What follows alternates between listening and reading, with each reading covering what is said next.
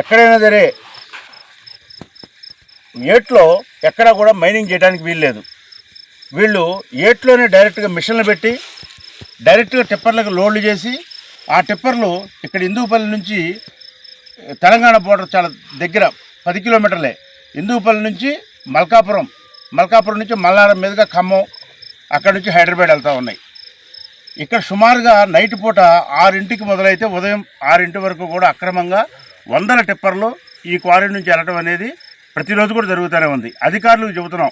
ఇప్పుడు కూడా నేను ఇక్కడికి వచ్చిన తర్వాత ఎస్ఐ గారికి ఫోన్ చేసి చెప్పాను, రెడ్ హ్యాండెడ్గా పట్టుకున్నాం సార్ ఇక్కడ టిప్పర్లని.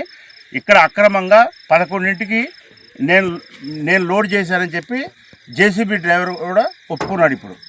అయితే మేము వచ్చేసరికి ఏం చేశారు, టిప్పర్లు మొత్తం కూడా ఎటు వెళ్ళిపోయినాయి. మాకు మాత్రం 2 టిప్పర్లు మాత్రమే దొరికినాయి. ఒకటేమో లోడ్ టిప్పరు లోడ్ చేసి ముందుకు వచ్చింది, ఇంకోటి ఎంటీ టిప్పరు. ఇంకా 7-8 టిప్పర్లు ఇప్పుడు హిందూపల్లి గ్రామంలో ఉన్నాయి. అంటే మమ్మల్ని చూసి అక్కడ ఆగిపోయారు, వాళ్ళు సిగ్నల్స్ ఇచ్చుకున్నారు. ఇవాళ తహసీల్దార్ గారికి ఫోన్ చేశాను నేను చెబుదామని, ఆయన ఫోన్ ఎత్తలా.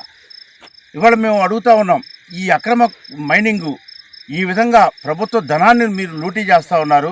ఇక్కడున్న ప్రజాప్రతినిధులు పట్టించుకోవట్లేదు, అధికారులు పట్టించుకోవట్లేదు, పోలీసు అధికారులు కానీ, మైనింగ్ అధికారులు కానీ, లేకపోతే రెవెన్యూ అధికారులు కానీ ఎవరు పట్టించుకోకపోతే ఇక్కడ ఉన్న మరి వనరుల్ని ఈ దోచుకెళ్తూ ఉంటే మరి ఇక్కడ ఎవరికి చెప్పుకోవాలి?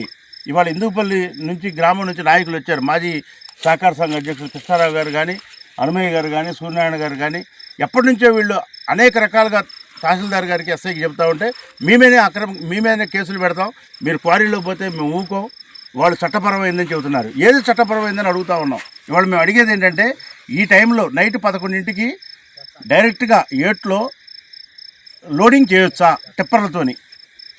నిబంధనలు ఏం చెబుతున్నాయి, డే టైంలోనే క్వారీయింగ్ చేయాలి ఏట్లో. రాత్రిపూట ఏదైనా చేస్తే డంపింగ్ యార్డ్లో చేసుకోవాలి. అసలు ఇక్కడ డంపింగ్ యార్డే లేదు.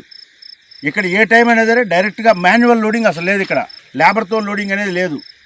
టిప్పర్లు మొత్తం కూడా ఇంత పెద్ద హెవీ మెషిన్స్ పెట్టి వీటి ద్వారా ఇక్కడ లోడింగ్ చేస్తూ ఉన్నారు. ఇది అక్రమం, అన్యాయం అని చెప్పి మేము ఎప్పటి నుంచో పదే ఆళ్ళూరుపాడులో ఈ విధంగానే జరిగింది, సబ్బాయిగూడెంలో జరిగింది, శనగపాడులో జరిగింది, హిందూపల్లిలో జరుగుతూ ఉంది. ఎంత చెప్పినప్పటికీ కూడా చోటోడు ముందు శంఖం వదిలినట్టుంది తప్ప ఈ ప్రభుత్వానికి దున్నపోతుమే వర్షం కురిసినట్టుంది తప్ప ఎటువంటి ప్రయోజనం లేదు. మా ప్రజాప్రతినిధులు కానీ, మా వాళ్ళు సర్పంచులు కానీ, ఎంపీటీసీలు కానీ ఎప్పటికప్పుడు ఇది ప్రభుత్వం దృష్టికి తీసుకెళ్తున్నా కానీ ఏమాత్రం కూడా పట్టించుకోవడం. ఇక్కడ ప్రజాప్రతినిధులు కూడా, ఇక్కడ ఉన్న శాసనసభ్యుడు కానీ, ఇక్కడ ఉన్న ఎంపీ కానీ, మా పార్లమెంట్ సభ్యులు కానీ ఇద్దరు కూడా బాధ్యత తీసుకోవాలి దీనికి. వాళ్ళిద్దరి కనుసరణలోనే ఇక్కడ అక్రమ మైనింగ్ జరుగుతుందని చెప్పి మేము పదే చెబుతా ఉన్నాం. ఇవాళ కూడా చెప్పేది అదే.